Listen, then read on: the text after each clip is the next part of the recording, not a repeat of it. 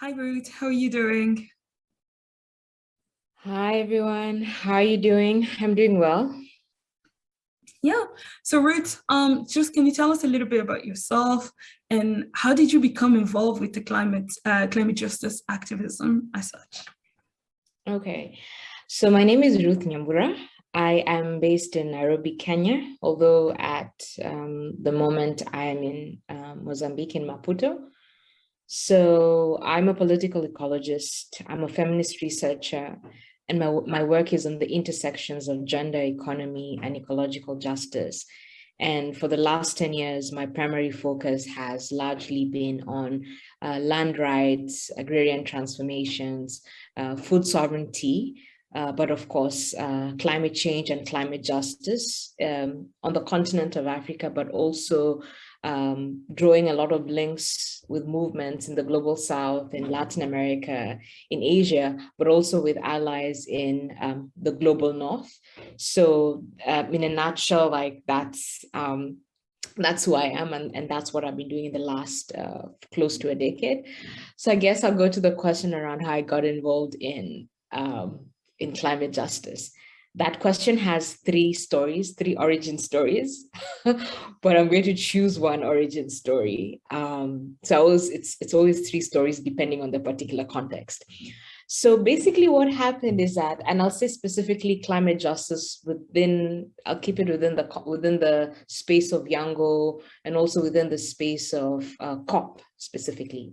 So about 10 years ago, this is such a long time ago, the Norwegian government used to have this youth scholarships for 10, that sponsored 10 young activists from the global south, activists who work on various intersections of environment, ecology, and whatnot.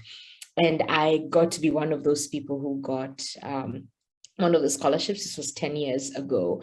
And I ended up attending my first COP, spending a little bit of time in Yango, getting to know the politics of Yango. But importantly, it was one of the spaces where I first made community with wider groups, not the youth, just the youth groups. But because also one of the things I must say, not every young person who goes to the COP or engages with international climate justice necessarily is part of Yango. Well, Yango is a youth umbrella. Not everyone goes to Yango meetings. Not everyone is concerned about what happens at Yango. So I was able to engage not only with Yango, but also other young people who come to the COP. And importantly, I'd say that I gravitated, maybe because of what my politics already was and how I already conceived of climate justice, I gravitated towards various organizations, various movements, indigenous people, feminist movements, who had much more progressive and radical ideas about what not just climate justice was, but how to radically transform the world. Because climate justice is one way to transform the world. But it's not just the climate that is in crisis. We have an economic crisis, there's a social crisis, there's a crisis of patriarchy, crisis of homophobia, so many crises interlocking, and intersecting. So these are the spaces that I gravitated towards, and they have been home for me for the last 10 years, and have attended every single climate meeting since then, with the exception of Glasgow last year, and will most likely miss this year. So this literally will be the first climate meeting that I have not attended or will not attend in the last decade. Okay. I think it's already fascinating how you're talking about the fact that climate justice, the reason why you gravitated towards climate justice is because you saw it not just as an environmental crisis that we're having, but as a crisis that is much more, that incorporates so much more, like economic crisis and like gender equality and all of this. And it's like we already are complaining about all what we can title as social justice issues as such, and then you kind of like gravitated climate justice because you find that.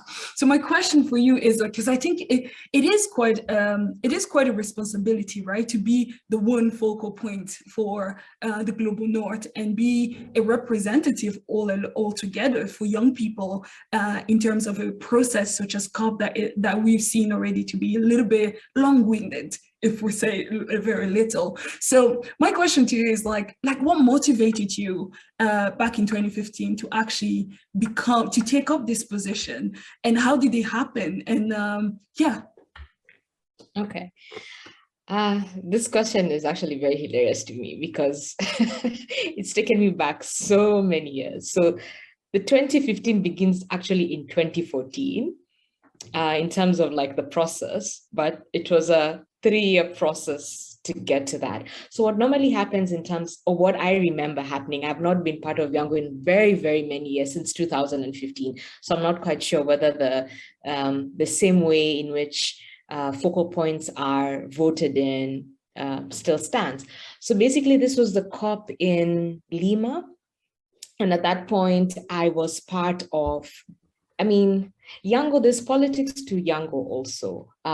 It is the youth constituency, but it doesn't mean that every person or every young person who's at Yango shares the same politics or ideas of climate justice. I think that's important to say. And it's important to approach Yango as an umbrella. It's an umbrella, like an umbrella association. It's like a student body, for example. Think about a student body in primary school or high school or university, which represents students, but it doesn't mean all the students share the same ideas or necessarily want the same things. So what happened is that I was part of, at that point, I was part of various youth groups and youth activists. So I'd say one was Young Friends of the Earth Europe, Nature Ungdom, which is the Norwegian youth climate justice group that is associated with Friends of the Earth, College of the Atlantic, which is one really impressive group. In fact, I would highly encourage everyone to read stuff by College of the Atlantic, which is based, it's based out of College of the Atlantic. So Earth in brackets is a climate youth group at College of the Atlantic based in Maine. And of course, very many individual youth activists or young people in the space. So we had our own block or our own section where we regularly kept in touch, and we shared the same visions and ideas of climate justice and social justice. And what happened is that what we had felt, because all of us had been part of Yango or had been coming to the COP for such a long time. Some had even been coming since Copenhagen in 2009. Others met in Durban in 2011. So we were not just activists, or not even just activists. We're not just young people, concerned around climate justice. We're also friends, right?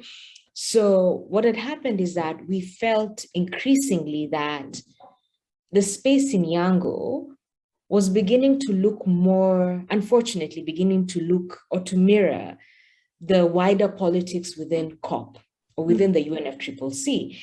Now, I hope I don't have to break anyone's heart or discourage anyone on this fine Saturday. At least it's fine where I am.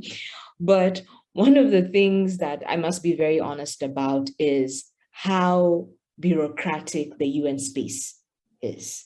And not just bureaucratic, also has very strong elements of very undemocratic tendencies. The reality is this, a very honest reality. And speaking as someone, not just as someone who has been in the UN processes, and not just the climate justice process, because I've been in other UN processes, for example, Commission on the Status of Women. But the way in which the geopolitics of the world plays out. So for example, the G8 countries, the power that the G8 countries, whether it's the global North countries, have a lot of say and power within the UN system. All right, so it's not an equal space. It's not a democratic space. This idea of democracy and equality and justice within the UN space is absolutely not, absolutely not true. And this manifests itself in the ways in which, till date, this is what, COP26, we still have not achieved climate justice. In fact, we can argue, not even just argue, there's a strong case to be made about how the most radical work being done to achieve climate justice actually happens outside of the UN system or the COP system. It's actually being fought for by indigenous peoples, it's being fought in the streets. For example, it's people barricading oil factories or oil production system, or resisting oil, gas extraction and whatnot, So this is a reality that we must face. This is not to say that the UN is not a space we should engage in, but it is important that you engage with the UN from a point of honesty, from a point of truth and understanding what the dynamics of the space is. So Yango, to come back to the story, Yango was mirroring the same dynamics. It was very, the space basically, for those of us who came from the global South, we felt that our ideas around climate justice are just basically Yango policies or statements and whatnot were not being taken into account, of course, right? So in the same ways in which the global North dominates at the main negotiation levels, the same things were being witnessed, within Yango. And many of us were really keen around gender justice, for example, gender being a critical point, thinking about legacies of, inequalities, even legacies of colonialism, for example, because we also have to talk about, when we talk about historical responsibility of the North in terms of causing the climate crisis, it has a very, very sordid history as to why the global North is the largest historical emitter collectively. And part of that is because of colonial conquest and also continued extraction by transnational and multinational corporations based in the global North, but extracting in the global South. So in our small group, we decided that we didn't care about power or things like that, but we said that, listen, if we're saying that there needs to be a fundamental change here, and it seems that the ground is really fertile and ripe for changes, then we gotta stand, we gonna put ourselves forward. And so myself and my very good friend and comrade, Nathan, put ourselves up to be focal points. So Nathan is from Northern Ireland, and he got voted in as the focal point for the Global North, and I got voted in as the focal point for the Global South. And of course, it was a very important year because it was going in the lead up to Paris. So in a nutshell, that's how I ended up as a focal point of Yango. I highly do not recommend it. I appreciate the experience, but I would not repeat it again for very many reasons. But it was such an eye-opening, interesting space to be in, to really have conversations with young people in a leadership role, obviously, actually a coordination role. It lets you really, it opens up your eyes to see more, to engage more with not just climate politics, but youth politics globally. Because as I said earlier, just because we're young doesn't mean that we share the same ideas or we share the same politics. So even just having to balance, different needs, but still making sure that we keep our eyes on the prize, because the prize is justice at the end of the day. No matter what squabbles we might have, no matter what ideas we might have, if anything we're doing doesn't push us further towards the goal of climate justice and justice, then what are we doing? What are we doing? Absolutely. No, I think it's so important what you're saying about, there's two things that are stepping out there for me. Is I asked you about your motivation, and clearly your motivation was you wanted to see the change, right? So the change that you wanted to see was not going to come about unless someone stepped in, and then you couldn't just be talking from the sideline. You actually had to walk the walk as such, but stepping in there. And then the second point about that replication or mirror of life that sometimes we don't pay attention so much to, that as a society, we tend to dance to a certain rhythm. And then if we actually want to start aspiring to a new society, a new way of life, we have to pay attention to those little details that we're not mirroring exactly what we're talking about. And if opportunity or spaces for making changes are also then being invaded with those same bad practice or same barriers, then what are we doing? And as a youth activist, that's one of the elements that we need to keep in mind, regardless of whether we're doing it at home or at the international level. I mean, this just like, and as you were talking there, you were saying that Youngo as an umbrella organization brought all young people from all walks of life together. Like, what do you think was like the role of relationship in building, in helping you actually at your role, if like you were dealing with young people from so many different perspectives and voices? How do you even work together at all? Yeah, that's such an important question. And I'd say this as someone especially who, I'd say that even before I joined Youngo, or even had attended the climate meetings, I was someone who was very sure, not very sure, let me not say sure, but who had a particular clarity about the kind of world I wanted to live in. A world where all of us were equal, where there were no inequalities.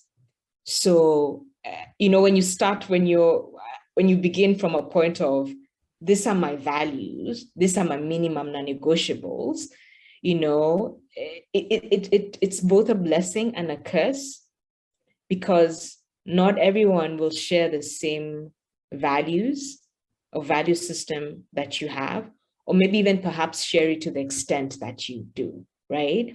And I guess one of the things, the humbling thing about being a focal point is that, one, to start from, just because it doesn't necessarily mean that there can't be any points of convergence, right? That dialogue, constant dialogue, introduction to new concepts, reaching out to as many people as you can, even, within groups where you might necessarily feel they're particularly antagonistic to yourself or to other groups, does make a lot of difference. It also makes a lot of difference when you have good people on your side, or at least, people who are not in a space because they want power, because they want authority, because they want to say, look, I'm part of this is who I am, please, this is my badge. But people who are genuinely there, because it's not about them. They see the kinds of crisis, the multiple and intersecting crises that we face. And we are the generation that, we're not just going to inherit a climate crisis. The climate crisis is happening now. I mean, I sit in Mozambique right now, where the cyclone died, 2 years ago. The devastation of that cyclone is still felt to this particular time. And of course, now with, COVID, and of course, this is one of the most impoverished countries in the world. So when you mix all these things together, you really see, we are not inheriting a broken world. The world is broken at this particular moment in time. So that helps in that sense, to have people who are constantly working on their egos. And I also everyone has an ego, it's something you always have to work when you have to work collectively, because you have to remember, again, going back to what I said a few minutes ago, you have to remember, why are we here? Why do we come here? Especially for those of us who go to the climate meeting at the end of the year. Why do I get on a plane to go thousands of miles away, go through very horrible, I mean, for me, because I'm from the global south, of course, the processes of borders and applying for visas is never easy. It's actually a very traumatic point for me. Why do I go through all that? If I'm going to go through all these hardships and difficulties in order to be in a space, or even if I'm sitting at home, wherever I am, and I'm in an email group or a Google group, why am I there? It means that I put the welfare of the collective above my own. But of course, I must go back and say that it is also important, it is very important to be grounded in what your visions of justice are. Because if you're not, people will say a million things and you'll fly each and every way. And I'll say this, and I think I can give my positions, and I know I can say this because I also know that this is the position of like Friends of the Earth. I personally, my personal personal politics in my activist politics, I reject the commodification of nature. So carbon markets, for example, for me, and the kind of work that I do, or the kind of movements that I am part of, we reject the commodification of nature, right? So it's part of also knowing that, and it's not just me rejecting the commodification of nature, it is knowing and being in movements and being in spaces and coming from countries where we have seen the impacts of the commodification of nature, the impact of red, indigenous communities being kicked out of the ancestral lands, being told that they are not able to conserve the forest, that you need to have this, very colonial ideas about conservation, yet they have lived in this forest and this lands for thousands of years, right? So while it is important to always put the collective and knowing what we are fighting for, but it is also important to be well grounded in what are your own minimum non-negotiables, right? What is your idea of justice? And what visions do you think would actually take us to that point? The only thing I'll reiterate is that not everyone is going to share them. So you must figure out how to be a good diplomat. Absolutely. I think you're dead right. And it's probably a concept that we don't talk a lot about when we're moving into a world of activism, is that you have to be a good activist in a way. It's really tapping into yourself and your value in the first place, to know what you stand for, to know what is powering you. I like when you talk about the idea of why do I go through this hardship? And to sit there so I can show up for myself and being like, oh, my name is in the newspaper, or I go through this hardship because I really believe that this is my opportunity to put my voice out there, to make the change, to push for policy, to vote for things that will actually change the world. And most importantly, recognizing that if we are coming together, that we're not always going to see eye to eye, but there is a space for conversion, as you said, right? So there is a space where we can find some sort of common ground, but how do we do it? By keeping our minimum standard, where we're like, this is what I can compromise in, which is I cannot compromise in, and being a good diplomat. I think we can talk for ages about how to be a good diplomat here as such. Once again, I'm curious about, so the whole experience, and it seems to be like it was as beneficial as traumatic at the same time for you. What are the opportunities and the challenges that you notice in youth participation? What was some of the opportunities that you can be like, it was this, but then these are the challenges that also come along with it? Yeah. So I'll say this, maybe let me divide it into two. Let me divide it at the institutional, within the COP space. And I know this is not new. It's not just within the UN space or the COP space, but young people are treated in very tokenistic ways, not treated seriously. Yet, Yango is one of the constituencies of the UNFCCC. It is a constituency like women and gender constituency, for example, or INGOs. It is a fully fledged constituency of the UN, but still statements, ideas being pushed by young people in Yango, and just basically young people within that space, are just really treated like, those young people are talking again, it's not held to high regard, right? And that of course has an impact in even the spaces that we can access when we are within the UN physically, right? So that of course is very, very problematic. And it's not even just the UN itself and the negotiations, even other constituencies. It's still a very infantilization of the youth constituency, right? Even within other, the other constituencies. So that's something to really think about, how young people are treated, but then also the other institutional issues that are outside of the COP. As I said, that the only reason why I like to call it my COP career because it's been so many of them. It's like 10. So I'm just like, this is, I mean, it's a career now, my COP career. I would never have started my COP career if the Norwegian government, and it actually, I don't know if it's still giving, because in 2015, they stopped giving the scholarships. We were the last ones to receive the scholarships. And then they stopped up until 2015. And it was a really long conversation. We had a working group that like really sought to activate scholarships, right? And that year we were able to, I think collectively we're able to support 40 young people from the global south, only from the global south, to come to the COP, which is such a big deal. So I would never have ever stepped into the COP. Well, at least at that age, if I hadn't gotten a scholarship. And most young people from the global south go to the COP through scholarships, or if like one civil society organization is like, yeah, maybe let's put someone on our delegation. It's really difficult. And I'm not saying that it's not expensive. It's expensive for any young person. Even when you're based in the global north, the costs are really, really prohibitive. To fly from one country to another, the COP takes 2 weeks. So that's 14 days. And don't forget that COI, the Conference of Youth, starts 3 days before the COP.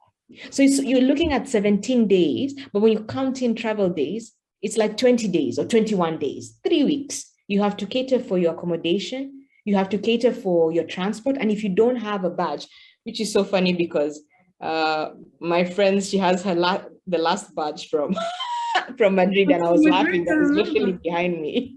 She's also my fellow in the COP career. I was wondering, I was like, this looks like Dipti's bedroom. She's in the other room. It's Dipti's badge. Yeah. So, if you don't have the badge, you don't get free transport. If the COP is in the global north, that is, right? Because we're able to access free public transport if you have the badge. If you don't have the badge, if you're planning on only coming for the Conference of Youth, and then because there are also outside activities, not everyone comes to follow the negotiations. There's normally like a people's climate summit, which has the more radical, the more fun, more radical, more engaging, more beautiful space. And there are people who come for that, because there's so many workshops. Sorry, what? No, sorry. I was like, you must tell us about that conference. Yes, that is. And there's going to be one this year. I'm very sure of that. So we call it the alternative space. The alternative space is where we say that this is where the real discussions, this is where we discuss as equals, where we have art, where we have poetry, we have music, we have food, we have, collective engagement. It's where we have films, film screenings from, showing the impacts of the climate crisis across the world and especially in the global south, right? It's where we have really radical discussions about the kind of world we want to be part of. And so not everyone comes to the main climate summit. So if you don't have that, you cannot access public transport, right? So there's so many things that are so prohibitive to all young people, but specifically to young people in the global south. Like you will see, you don't even need anyone to tell you. If you ever go for a Yango meeting and you look in the room, like the number of people from the global south, and especially from Africa, I must say this, the numbers are dismal. They're not the same. Young people from the global north are able to tap into networks that are not available. Even as I said, I acknowledge that when you're young, it's difficult to access spaces. But if you're from the global north, there's normally more spaces to tap into, more networks to tap into, to offer some form of support to come to the climate meetings that those of us in the global south do not have. So of course, if people are constantly talking about climate justice when you're not in the room, when people are talking for you, there's a question of power. Are you really, we always say this as feminists, especially, nothing about us without us, right? So it becomes that where very few youth from across the world, are forced to speak on behalf of all youth or most of the youth, because not everyone can make it to that space. Not everyone has 3 weeks. Not everyone can. It's just like, and of course, let me not even begin to talk about how expensive the food in the UN is. And this is a UN problem across the board. the food is so expensive. If you're able to afford, luckily during COPs, they're normally free coffee, but if you're able to afford a donut constantly every day, you're definitely robbed a bank before you you came for the climate meeting. This is how expensive it is, and most people go outside of the climate conference venue to be able to eat. But then if you're so busy you don't have time, we always say that we have such horrible eating habits when we're at the COP, because you enter in the morning, you follow negotiations, or you're in side events and sessions. By the time you leave, it's 7 o'clock, or if you're following something, it's at 10 o'clock. You haven't eaten anything at lunchtime, anything substantive, maybe a fruit, and you end up eating dinner very, very late, and the only thing that you can afford. So this is some of the barriers. But also one other thing I must say, again, going back to tapping of resources and opportunities, people say that the climate negotiations are the most technical negotiations within the UN system. And they're technical for very many reasons, because these are not just conversations about biodiversity. These are also conversations that have implications on world economy, the world economy, the political space, geopolitics, legal stuff. And again, like what you have right now, this is an amazing thing where you're able to tap into Young Friends of the Earth Europe, or just like, not just Young Friends of the Earth Europe, like Friends of the Earth Ireland and whatnot, where you're able to get such sessions for very many young people from the global South, even getting such an opportunity to be able to attend workshops, to be well prepared. So you have young people, like the first COP I attended, I was green. I was so green, like it was, going especially to the technical conversations, the sessions I was able to attend, it literally was like speaking another language for me. Literally, it was completely like, I do not understand what subster is, what brackets are, and also the language of it. And this is a critique we must give around the UN negotiations. Why are conversations that are so important to our well-being, to our welfare, so technical and elitist, that to be able to understand, I'm educated, I'm an educated person, one of my degrees is in law, and I still feel like, when I have to sit, there's another form of skill that is required to be able to understand what the conversations and the negotiations are. And that has an impact. If a peasant farmer in Burkina Faso, if, First Nation person in Canada who's fighting against, or the US fighting against, no DAPL, a pipeline, is not able to understand the substance of the negotiations on first listen, what does it mean? Then whose negotiations are this for? So even just the elitist nature of the space, and the ways in which the conversations are had, what does that mean? It means that a very privileged lot within the society is able to take part in this conversations. And of course, as I said, like you also had more, when you add more inequalities, not everyone speaks English as their first language. Of course, there's translation, but of course, English is privileged within the UN system, or French, for example, right? Particular languages are privileged.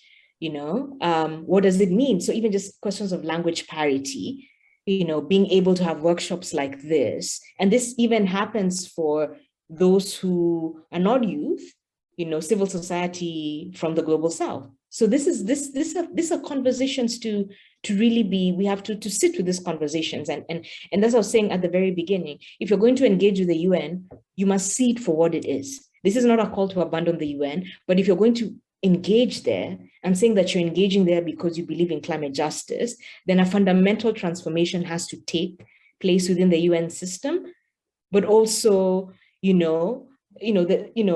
being very, very clear about what our ideas are. Yeah. Yeah, absolutely. These are some of the barriers. Yeah. Yeah. So before I open up actually the floor to our participant to ask questions and do a little bit of a reflection, I just want to ask you about my last question is about what can you tell a young person that want to engage actually with COP or consider that really want to engage with the COP system or want to engage in climate justice? What can you tell them right now as an advice?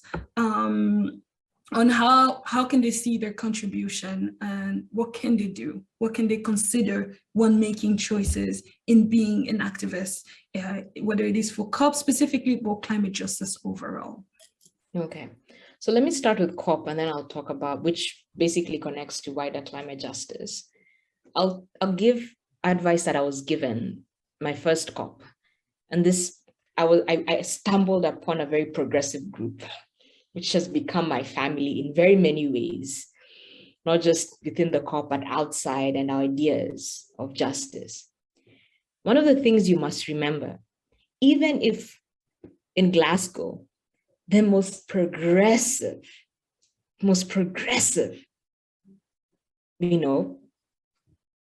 declarations or statements or whatnot comes out of it.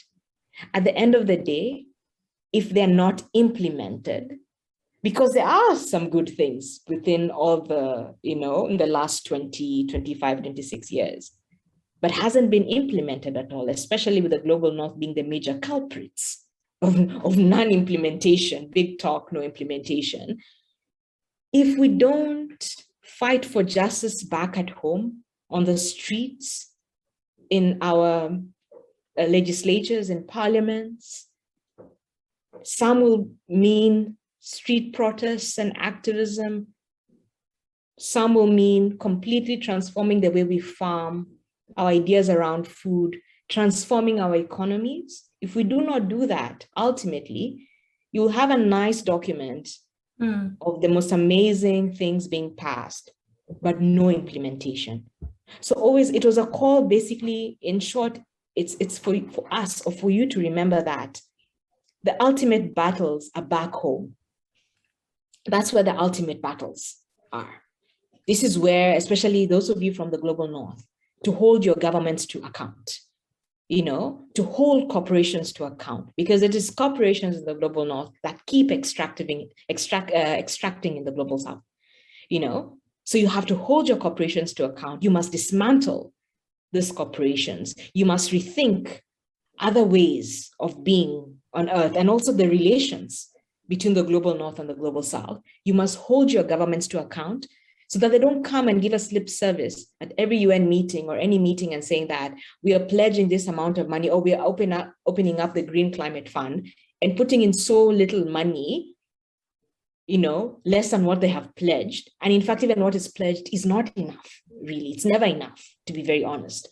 So even that, are your governments actually giving the kind of support that they pledge to support? Because they give these declarations in your name, and I say this as I'm speaking to a global north audience. They give this they make these promises in your name.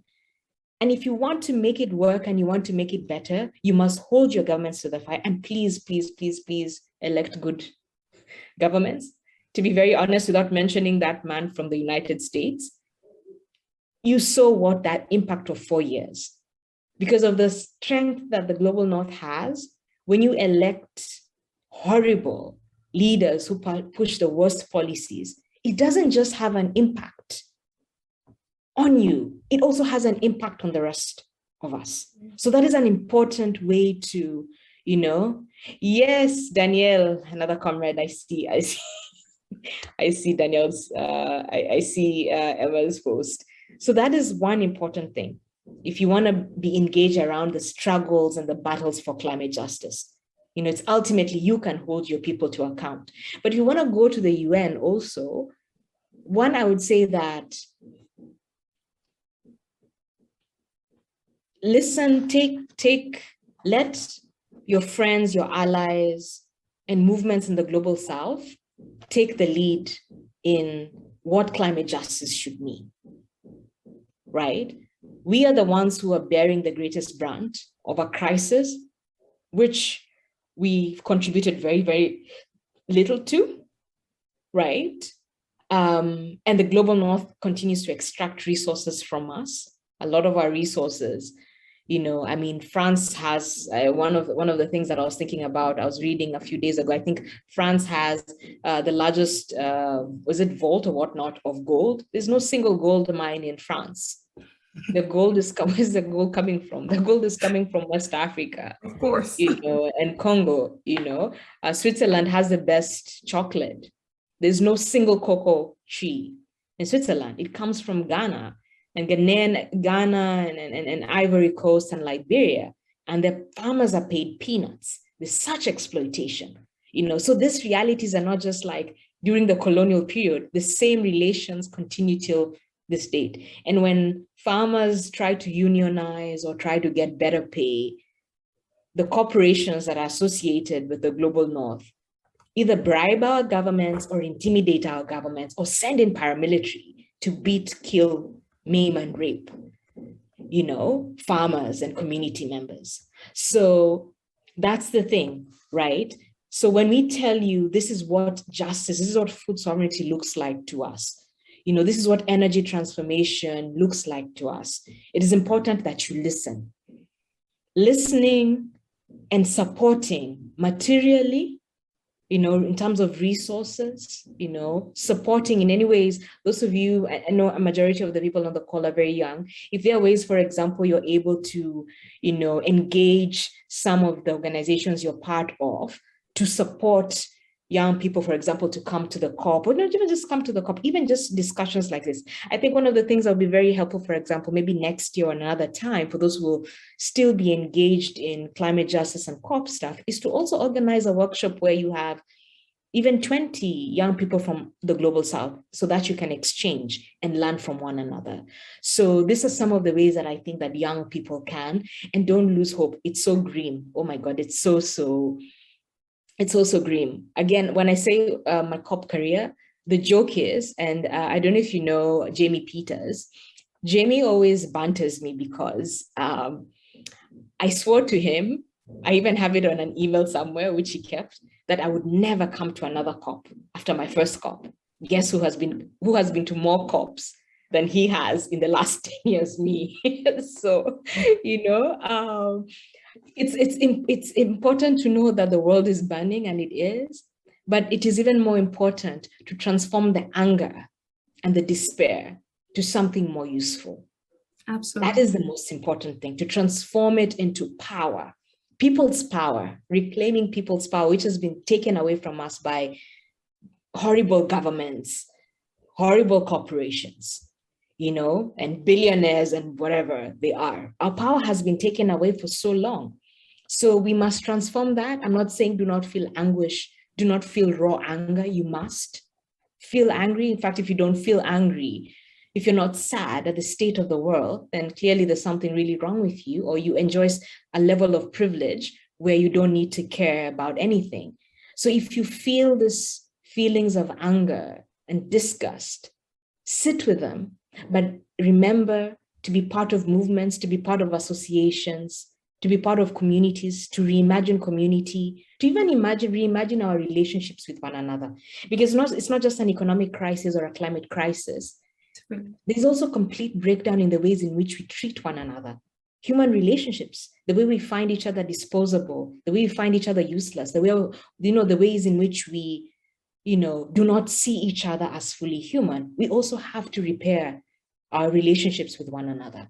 That's the only way we ultimately live or conceive justice in a much broader sense, not in a narrow sense. Yeah. Absolutely. Thank you so much for that.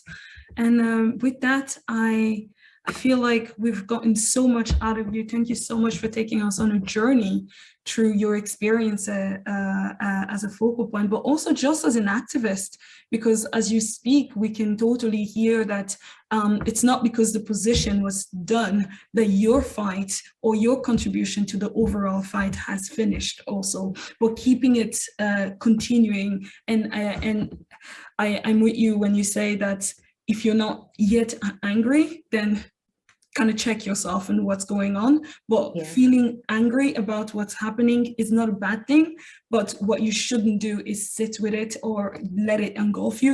Remember that channeling that pain, angry, sadness to a will to bring about change, to basically pushing us to another way. I see there's a couple of stars which indicate that there's a couple of people that actually have questions directly for us. I do have a Mentimeter that I would like to put out right now, just as you know, the way you hear so much and then you need to process a little before you can start talking. So we hope that the Mentimeter will give you that chance to process as such. So we have one question. So if you go back to the same Mentimeter, and I don't know if we can actually have it on the screen as well, and before we can Ruth can take on some questions. So after listening to Ruth's experience, the one thing I'm thinking of, I'm taking away with me is just some of your thoughts. It's still the same Mentimeter, so menti.com, and use the code 75343845.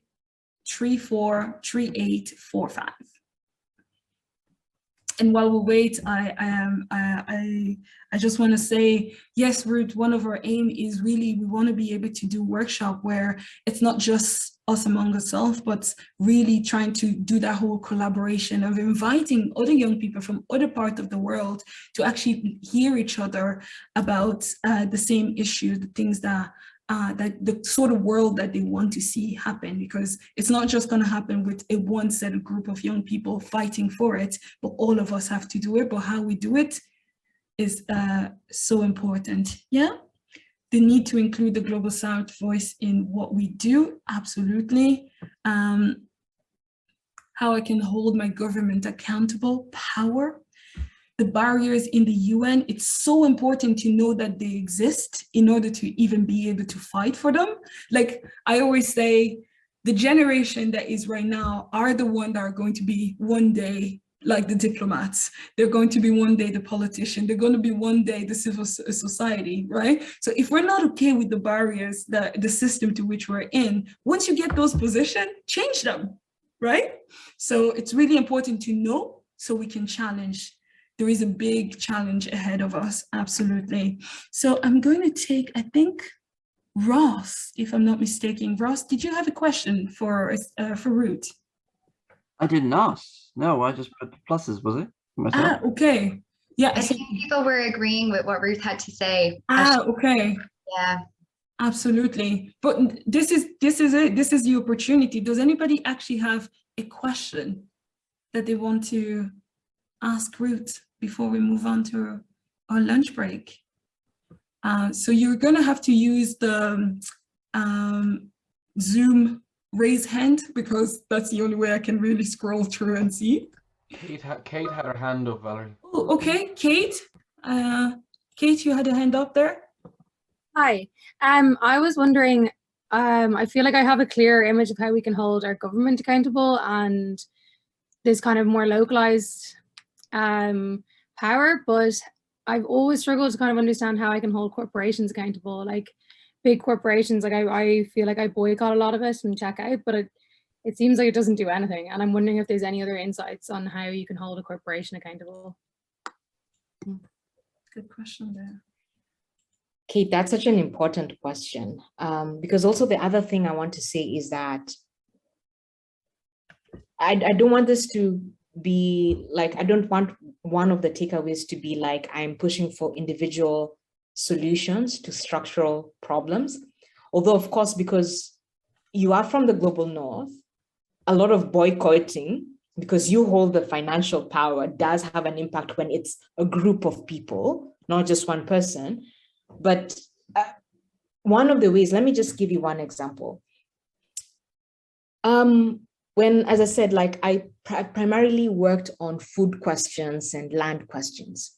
One of the most disgusting things that we found out with the collapse of the 2008 crisis was that pension funds, in Europe, especially United Kingdom, pension funds were being used to basically buy up food commodities.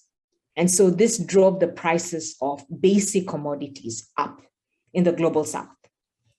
So we couldn't, most people, poor people in the global south were priced out of the food market in years where there was such a huge supply of food, but because of the ways the role of finance and whatnot, we were priced out of the market. And one of the things that we've done, and we call it consumer activism, but like in terms of linking, and I think, you know, global justice ecology, no, global, it's called what? Global Justice Now. What is it, Emma? I'm trying to remember it. Global Justice Now. Yeah. Yeah, Global I'll send Justice it in the Now. chat, Yeah. And Global Justice Now, War on Want. This is some of the organizations that have made, you know, in terms of, we call them transnational links. So where some of us have actually gone to protest outside of, you know, shareholder meetings in the global north, you know, even in the UK, for example, you know, and where you know, outside when, in the people who are investing in these corporations, many of them are old because it's their pensions, you know, coming forward and getting leaflets and you know, a lot of advocacy work already being done by these two organizations and others that I've not named. And you see that this form of activism has literally made, because they're like, I do not consent to my money, my pension money, making people hungry in the global south. This is not what I consent to. Right? And we've seen some of those investments leaving, you know, them divesting from commodities, for example. This is some of the ways in which, and I would be very happy to send information around this and even like wins that we've been able to do, because I do think that that kind of activism is really, really important in you know, having to think about where exactly is that investment fund that you're putting your money to, what exactly is it investing in? You know, are they investing in arms so that you can make bombs and whatnot? Are you investing in oil companies? Are you investing in security companies or paramilitary companies? So it's important to do that. So individually, it's great, but you have to do it collectively. There's only so much one person can do. And I talk even about the food in terms of food politics, right? Right now, there's a really big push on the continent by European corporations, especially, to push genetically modified foods, to transform our agricultural systems, to put, you know, industrial basically industrial systems of farming, which harms us. Obviously, it harms the ecology, it harms the people, it makes food more expensive for us. Of course, it's lower quality food. And, you know, these corporations must be held to account. And there are myriad of ways, whether it's like divesting, you know, calling for disbandment of them through various judicial or, you know, parliamentary procedures. So there are a bunch of ways to do this. And as I said, I'm very happy to share resources around that. But it is important that all of you from the Global North take this very, very seriously, because we can only do so much fighting, you know, but the pipe has to be cut from the source. You know, the burden is too heavy on us. So you have to cut the pipe from, all of us must fight on different sides, you know, cut the pipe from the source, and we will fight, you know, our problematic governments also, not to say we do not have problematic governments, we'll fight that. And we will also fight for better practices. Yeah. Absolutely. Thank you for that. Is anybody else has one last question before we go on? I see a hand. I see a hand. I think Diralia. Yeah. Okay. Just call me Dira for short. Dira. Yeah. I feel like I should mention I'm from the Global South. I'm from Indonesia, but I'm studying in Ireland. I have two questions. The first one, I think, was a great point that you made about transforming anger into power. But then how do you stay hopeful if you're, I don't know how to say it, if you already transform that anger you want to do something, but then that doesn't work. How do you stay hopeful? And then my second question, how do you balance between your minimum non-negotiables and being a good diplomat? I feel like that's a bit contradicted. Yeah. Yeah, I will start with the last question. And I'm so sorry I use the word diplomat because it's, if I should say this, such a bastardized word, you know. Often when people say that I want to be diplomatic about something, they're just cowards, literally. They do not want to, you know, if you're gonna, you know, it's like one of those things that they say about PR. PR is, or advertising is telling someone to go to hell in a way that will actually make them go to hell really, really happy. So figuring out how to, you know, cover bad things in like really beautiful language, or as I say, also like, it's like putting lipstick on a pig, right? Yeah. So maybe diplomat is not the term. But the thing about minimum non-negotiables, that is always, and let me say this, that is something you will fight with or think with until the day you leave this earth. Nobody has the formula for it. And the formula is highly dependent on context. But there must be a base. As I say, for example, if I'm ever in a space, I know that if someone tells me that we must accept the commodification of nature as a path to climate justice, I always say that I cannot accept that. There are some things that just cannot change. It goes back to your value system, not just your value system, the value system of the people you organize with or your community. And I say this because this is very important, because I don't think climate justice can be won by individual actions or, you know, my own personal ethical commitments. We need a collective effort, whether you identify as an activist or not, or whether whether you fit the conventional activist type or idea. But this is literally, we have to fight this as a collective and as a community. And the more we build each other's consciousness, it makes it more easy for us to advocate for our own minimum non-negotiables, because we know that it's not just Ruth or, you know, or Dira, it's the 31 of us on this call. So you know very well that today, Dira, if you say that I reject genetically modified foods or industrial systems of agriculture, you know that you have a community and a collective backing you up. You have the safety and support of that.